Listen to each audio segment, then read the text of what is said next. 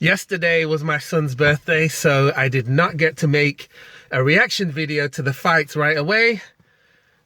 It is what it is, but let's go ahead and do a little recap.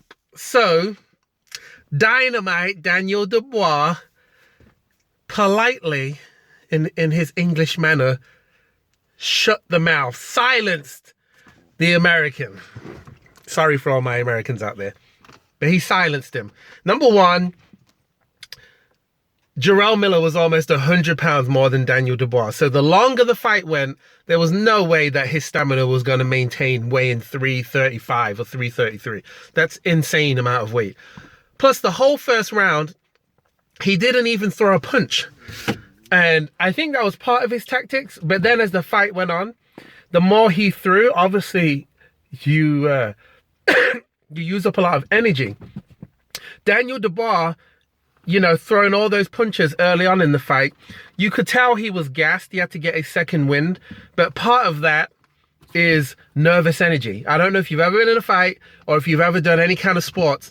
That nervous energy can like sap your energy. When I used to play basketball, in some big games, that nervous energy and all the teams are like missing all their shots in the beginning. It totally drains you. Totally drains you. So I understand that. Once Daniel got his second wind, it was on. And I called it from the start. You go back and watch my video and my prediction. I said that Daniel Dubois was going to beat Jarrell Miller and that I thought he was going to knock him out. Did I think it was going to be in the 10th round? No. And with what, 17 seconds left? I actually felt that the refs stopped it a little bit early. He should have let Jarrell either get knocked out, knocked down, and let him get back up, and then the fight's over. He just, I don't know, I just felt like he stopped it too quick. Yes, Daniel was teeing off on him, but Daniel was also running out of energy, so his punches were getting softer and softer as he was going along, trying to get Jarrell out of there. And Jarrell can take a punch, you know? He needs to lose, man, at least 40 to 60 pounds, and he will be a much more effective fighter. He probably also was not fighting the way he did before because he wasn't on drugs. And he got tested a whole bunch of times, so there was no way for him to cheat this time. So that probably also affected the outcome. But big up to Daniel Dubois. He did a good job. And I will say this, Jarrell Miller made no excuses.